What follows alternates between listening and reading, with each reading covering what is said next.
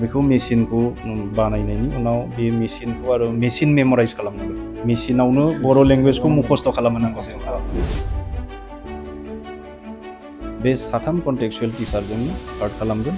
आरो बेनि उनाव जुदि पोस्ट ग्रेजुएसन जायोब्ला बे लांबाय थानाय जागोन सनितपुर बिश्वनाथनि रायजो राजाफ्रा बिटिआर सुक्तिखौ बांसिनै माने लामा नेनानै थाबाय बर'नि बिजाब गांसेखौ मेसिनाव सोना होयोब्ला मेसिनानो बिनि साउन्डखौ बुंनो हानाय बा आं बुंबाय थानायखौनो मेसिना लिरबाय थानो हानाय प्रिन्ट खालामनो हानाय टिटिएस प्रजेक्ट दङ आङो मिरु थुनलाइ आफादनि लेङाइ आफादगिरि बिथां प्रसान्त बर' सारजों गिबियावनो जोंनि चेनेलनिफ्राय बिथांखौ जों बरायनाय लाबाय सारनिफ्राय गोजोननाय थाबाय बे समाव आं मोननैसो बाथ्राखौ लानानै नैबे सारजों आं मोगा मोगि खालामनो फैदों आं बे समाव आं सारनिफ्राय थोंजोङै आं सोंनो सानगोन जिहेथु दिनैनि समाव दा एडमिसन लाबाय थानाय सम एडमिसनाव जोंनि बर'नि माखासे एडमिसन लागिरिफ्रा बर' बिजोंजों फरायनायफ्रा बिसोरनाव एडमिसन खालामनाय समाव बिसोरो एडमिसनाव बर' बिजोंजों फरायनो अपसनखौ मोनाखै दा बर' फरायगिरि बर' बिजोंजों फरायनाय लाइमोनफोरा जिथु फरायसा फरायसुलि बिथांमोना गोनो गोथो जाबाय थादों जे बर' बिजोङाव गैयाब्ला जों इंलिसजों होनाय लोगो लोगो जों इंलिसावसो होनांगोन नामा बे माने फरायसाफोरनियाव बेयो गोनो गोथो जाबाय थादों बेखौ सारा मा फिननाय औ बाथ्राया बेनोदि जे आसाम सरकारा अफिसियेल जिफोर नटिफिकेसन बर' बिजों 11 थाखोसिम जानाय बा 12 थाखोसिम जौगाहोनाय बेखौ फोसावबाय आरो बिजाबफोरखौबो रावस्लायनानै होनाय जाबाय आरो बे सेबखांनायनि लामायाव दङ दा नाथाय एडमिसन पर्टेलाव बे कम्पिउटाराइज जि सिस्टेम दङ अनलाइन पर्टेलाव बेयाव बर' मिडियाम बर' बिजों होननानै अपसनखौ सोनाय जायाखै बे खामानिखौ मावनो थाखाय काउन्सिला थालांदों दा जेब्ला रिजाल्ट होनायनि उनाव गथ'फ्रा अनलाइन एप्लाइ खालामबाय बे समावसो बे जेंनाया नुजादों आरो बे जेंनाया नुजानाय लोगो लोगोनो सरकारजों बेखौ सरकारनो मिथिहोनाय जादों आरो आसाम हायार सेकेन्डारि इडुकेसन काउन्सिलनो मिथिहोनाय जादों दा जोंनो काउन्सिला बुंदों जे बे दर्पन पर्टेलखौ फोसाबनो थाखाय एसे एक्सपार्टफोर बाहेरनिफ्राय लाबोनांगौ जायो बिथांमोना एक्सपार्टफोरखौ आउटसोर्सिं खालामो बिनि थाखाय 2-3 सम बिदोंमोन आरो बे जासिगोन बेखौ सार्च खालामबानो उनाव इंलिश आसामिसजों लोगोसे बर' मिडियाम होननाय अपसनाबो ओंखारगोन आरो जिहेतु इडिट अपसना दंबावो सम दंबावो जुन माससिम थागोन गतिके जोंनि फरायसाफोरा इंलिशजों सोरबा जुदि अलरेडि दर्पणाव एप्लाइ खालामबायब्लाबो बिथांमोना फिन गावसोरनि जि माने मा होनो इमेल आइडि आरो पासवर्ड बाहायनानै बिथांमोना बेखौ इडिट अपसनाव थाङोब्लानो इडिट अपसनाव थांनानै बर' मिडियाम खालामनानै लानो हासिगोन बेयो मोनसे गिदिर हयथ' प्रब्लेम जानाय नङा नाथाय बिनि थाखाय बिथांमोना साननैसोनि उनावनो बेखौ इडिट अपसनाव थांनानै फिन खालामफिननांगोन बे समाव आं मोनसे बाथ्राखौ सारनिफ्राय सोंनो नाजाबावगोन जिहेतु क्लास 6नि जितु मेथ्स आरो साइन्स बे मोननाय इंलिश मिडियामजों दा फोरोंगिरिफ्रा गोबां माने माबा जादों जितु एसे प्रेसार नांदों बे बिथिङाव बुंनायनि सिगां मोनसे बाथ्राखौ क्लियार खालामनानै लानांगोन एडुकेशन इज ए कनकारेन्ट साबजेक्ट माने एडुकेशन सोलोंथाइया सेन्ट्रेल गभर्नमेन्टनिबो बेहाय मोनथाय थायो पावार थायो आरो स्टेट गभर्नमेन्टनिबो पावार थायो मोननैबो गभर्नमेन्टनि पावार थानाय आयदाफोरखौ कनकारेन्ट लिस्टआव सोनाय जादों दा एडुकेशना कनकारेन्ट लिस्टनि मोनसे साबजेक्ट हिसाबै डिपार्टमेन्ट हिसाबै बेयाव सेन्ट्रेल गभर्नमेन्टआ माखासे बिथोन होदों आरो स्टेट गभर्नमेन्टआ गावसोरनि साननायजों माखासे बिथोन होदों दा सेन्ट्रेल गभर्नमेन्टआ फोसावनाय जितु एनइपि बे एनइपिनि बायदिब्ला सानखान्थि आरो बिगियान आयदायाव थाखो 10निफ्राय जौसिन थाखोफोरसिम बाइलिंगुवेल टेक्सटबुक जानांगौ थामहिनबा नै रावारि फरा बिजाब जानांगौ दा नै रावारि फरा बिजाब जानांगौब्ला बे बर' मिडियामनि फरायसाफोरनि थाखाय बर'नि थागोन एखेबारे गुदिनिफ्राय जोबजासिम जागायजेननायनिफ्राय जोबजासिम आरो बे एखे बाथ्राखौनो इंराजियावबो लिरनाय थागोन बे गांसे बिजाबावनो माने मोनसे बर'नि आरो मोनसे एसामिस बा इंलिसनि बर'नि आरो इंलिसनि थानांगौ जाहाथे मिडियाम अफ इन्सट्राक्सनाव जेबो खहा जाया बर' मिडियामाव जाहाथे बर' मिडियाम मोजाङै सोलियो अल अभार इण्डियायाव जेसेबां भारतीय भाषानि बिजों दङ बे बिजोंफ्रा बिजों सोलिगोन बेयाव इंराजिखौ उफेरायै सोदेरनाय जादों जाहाथे माने एडभान्स लार्नारफ्रा बिसोर रोंसिननाय फरायसाफोरा गावनि जि बिमा रावजों सोलोंथाइ लादों बे बिमा रावजों सानखान्थि आरो बिगियानखौ फरायनायनि अनगायैबो जाहाथे इंराजिजोंबो बिथांमोना बिगियान आरो सानखान्थिखौ बुजिनो बा बुंनो हायो बेनि थाखाय बाइलिंगुवेल टेक्सटबुक खालामनायनि बिथोन होदों एनइपिआ बे सेन्ट्रेल गभर्नमेन्टनि अर्डार आरो बे मथेनो भारतबर्षनि गासै हादाबसाफ्राव बे सोलिगोन बेयो एसेबां जोंनि थाखाय साननांगौ गैया बेयाव नाथाय आसाम सरकारा एखुथायै दा बे एनइपिनि बे गाइडलाइनखौ मानियालासिनो बिथांमोना इंराजिजोंनो सानखान्थि आरो बिगियानखौ गासै आसामनि असमिया मिडियाम बेंगलि मिडियाम बर' मिडियाम जि मिडियाम दङ जेरावबो फोरोंनायनि बिथोन होदों बेखौ जों गनायनो हाया बेखौ जों चेलेन्ज खालामगोन आरो इतिमধ্যে जों बेनि थाखाय माखासे हाबाफारि लाखांबाय बर' थुनलाइ आफाद बर' फरायसा आफाद आरो गुबुन गुबुन माहारियारि आफादफोर सानसुमैफोरखौ लानानै जों पाब्लिक एवारनेस प्रग्राम खालामजोब्बाय दा सरकारजों सावरायनाया सोलिगासिनो दं दा बेयाव जों बुंदों एनइपिनि गाइडलाइनजों बाइलिंगुवेल टेक्सटबुक खालामनायाव जोंहा जुजिनांगौ गैया नाथाय एखुथायै बर' मिडियाम असमिया मिडियामनि फरायसालिफोरावबो सानखान्थि आरो बिगियान आयदाखौ इंराजिजोंनो फोरोंनाय इंराजिजोंनो फरायनाय इंराजिजोंनो आनजाद लिरनाय बेखौ जों अजद होदों आरो बेखौ जों गनाया दिनैनि दिनाव मोनसे बाथ्राखौ आं सोंनो सानबावगोन सारनिसिम दिनै जे सोलोंथाइखौ 12 थाखोसिम जिहेतु बर' बिजोंजोंनो फोरोंबाय आरो बेनि अनगायैबो जिहेतु हाई स्कुलफोरा दा हाई सेकेन्डारि माबायाव लाबाय महराव थांबाय हाई सेकेन्डारियाव एन्ट्रि जाबाय दा बेयाव फोरोंगिरिफोरा माबायदि जानांगोन आरो माबायदि बिसोरनि माखासे रोंगौथिफ्रा माबायदि थानांगोन आरो बिसोरनि फोरोंगिरिफ्रा माबायदि रोखोमनि थानांगोन दा बे बिथिङाव बुंनांगौआ बेनो जे कलेजफोराव बेखौ लानानै जेंना गैया कलेजफोराव सरासनस्रायै सिगांनि फरायनाय बायदिनो जोंनि स्टुडेन्टफोरा इंराजियावनो क्लासखौ लागोन बा असमियावनो फोरोंगोन खिन्थु आनजाद बिजाबखौ बर'जों फरायनो मोनगोन आनजादखौ बर'जों लिरनो मोनगोन एसे गोरलैसिन जागोन जोंनि फरायसाफोरनि थाखाय दा बाथ्राया फैबाय हाई स्कुलफोरखौ हायार सेकेन्डारि आपग्रेड खालामनाय समावसो फोरोंगिरिनि एखुथायै गोनांथि जानानै फैबाय खारन हाई स्कुलाव ग्रेजुवेट टिचारफोर थाजोबो दा सरकारा बुंदों जाय हाई स्कुलफोराव एमए पास खालामनाय एटलिस्ट 3 आयदानि टिचारफोर दङ बेबायदि हाई स्कुलफोरखौ फार्स्ट फेजआव हायार सेकेन्डारि आपग्रेड खालामनाय जागोन बेयाव बर' मिडियामनि क्लास 11खौबो स्टार्ट खालामनो हागोन आरो जाय हाई स्कुलफोराव बे गैया बिथांमोनखौबो मोनसे समाव हायार सेकेन्डारिसिम 12सिम आपग्रेड खालामथारनांगोन दा बे बिथिङाव सरकारा आसाम सरकारा जोंखौ मिथिहोनाय बादिब्ला गोदो सिगां समाव हाई स्कुलाव साथाम साइन्स मेथ्स आरो माने ससियेल साइन्सनि जिबायदि माबा होदोंमोन बेबायदिनो कन्टेक्सुवेल टिचार एटलिस्ट मिनिमाम 3 करि मोनफ्रोमबो माने आपग्रेडेड हायार सेकेन्डारि स्कुलाव पोस्ट ग्रेजुवेट टिचार होगोन बे 3 कन्टेक्सुवेल टिचारजोंनो स्टार्ट खालामगोन आरो बेनि उनाव जुदि पोस्ट ग्रेजुएसन जायोब्ला बे लांबाय थानाय जागोन बेयो बर' बिजोंखौ 12 थाखोसिम जौगाहोनायनि थाखायल' नङा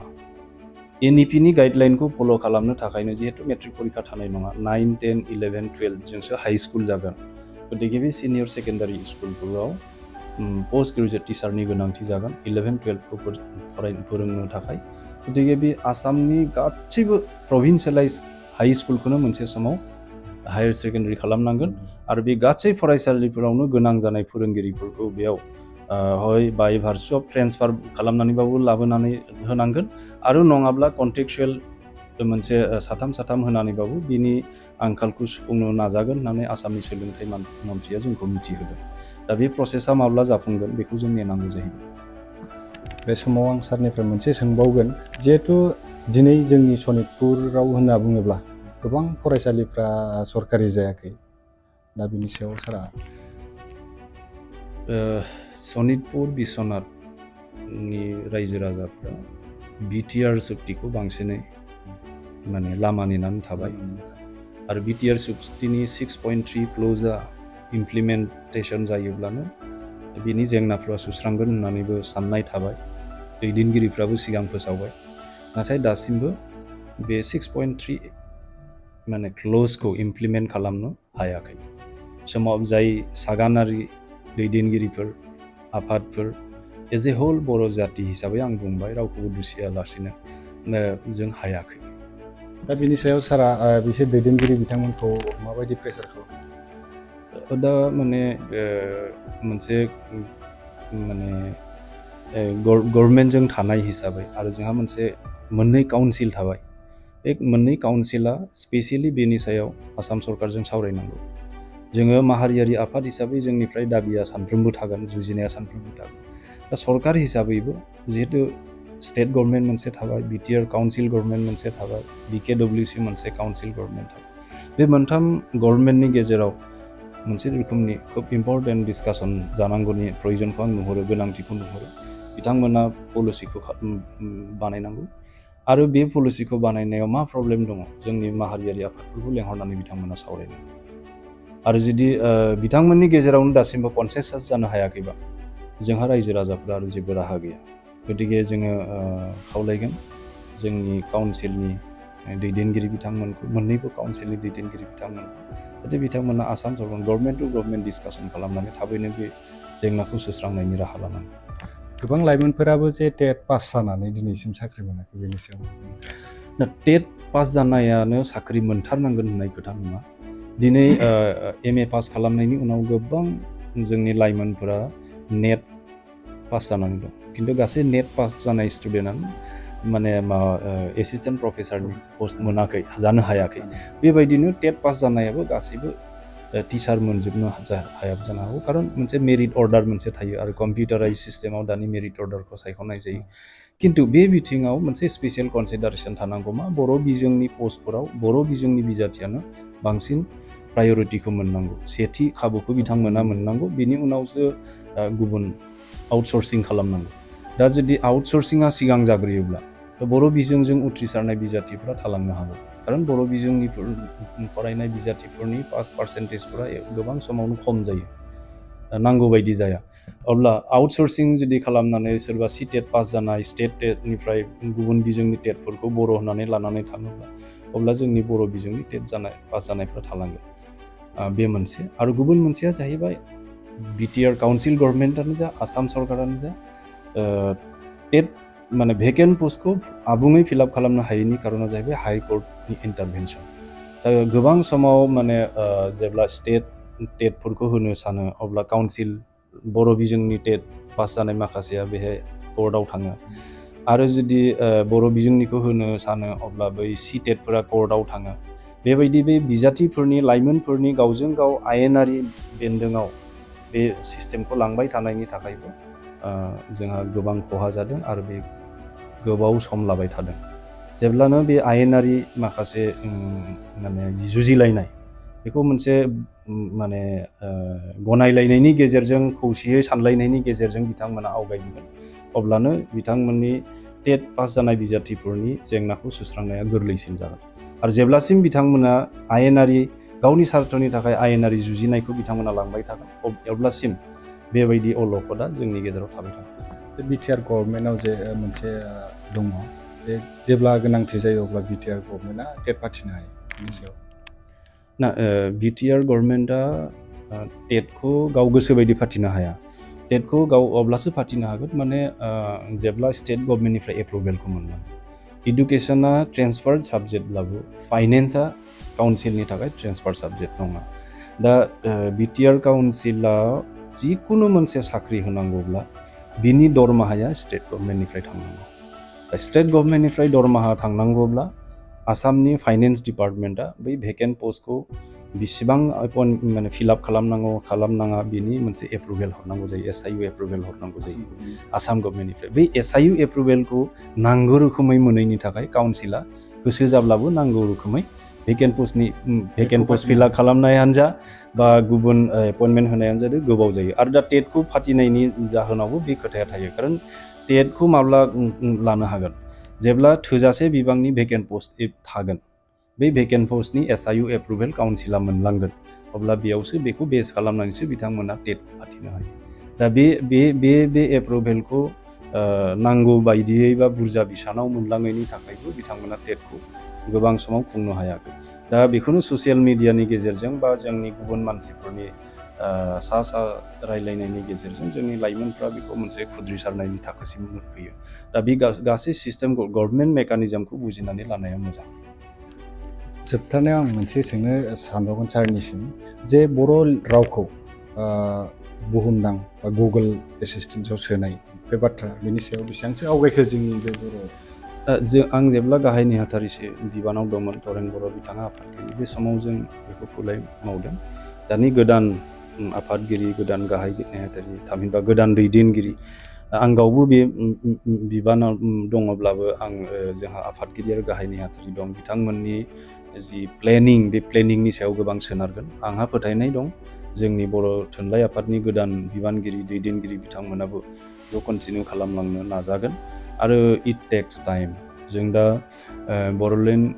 मुलुगसोलोंसालिनि बर' डिपार्टमेन्ट आरो कम्पिउटार साइन्स डिपार्टमेन्टनो जों मोनसे बिबान होदों जे बर' रावखौ मोनसे कमप्लिटलि टेक्निकेल लेंगुवेज खालामनो थाखाय, जायखौ TTS होननानै बुङो, माने टेक्स्ट टु स्पिच। बर'नि बिजाब गांसेखौ मेसिनाव सोना होयोब्ला मेसिनानो बिनि साउन्डखौ बुंनो हानाय, बा आं बुंबाय थानायखौनो मेसिना लिरबाय थानो हानाय, प्रिन्ट खालामनो हानाय, बेखौ TTS प्रजेक्ट होननानै बुङो। बे प्रजेक्टनि मेसिनखौ बानायनो थाखाय जोङो दायथ' होदों। दा बेखौ जोंनो सासे कम्पिउटार साइन्टिस्टआ बर' रावनि रिंसार, बिनि देंखो, बिनि गासै प्रनाउन्सिएसन, बेफोरखौ टनफोरखौ मोनसे कम्पिउटाराइज मेकानिजमाव बानायना होबाय। दा बे फर्मुलाखौ लानानै मेसिन बानायनांगौनि प्रयजन दं। बेखौ मेसिनखौ बानायनायनि उनाव बे मेसिनखौ आरो मेसिन मेमराइज खालामनांगोन। मेसिनावनो बर' लेंगुवेजखौ मुखस्थ' खालामनांगौ। बे खामानिखौ मावफुंनो थाखाय जों दा बड'लेण्ड इउनिभारसिटिनि बर' डिपार्टमेन्ट आरो कम्पिउटार साइन्स डिपार्टमेन्टनो दायथ' होदों। बिथांमोना बे सायाव सानलायनाय आरो प्रिलिमिनारि खामानिखौ मावगासिनो दं। आरो उन समाव जों बे मेसिनखौ आबुङै दानानै लानो हायोब्ला, आरो जुदि गुगोल मेसिनाव जोंनि लेंगुवेज, जोंनि बर' रावनि गासै रिंसारथि, बिनि देंखो, बिनि रिंसार, बिनि सोदोब गासैखौबो जेब्ला जों मेसिन मेमराइज खालामनो हागोन, अब्लानो बर' रावा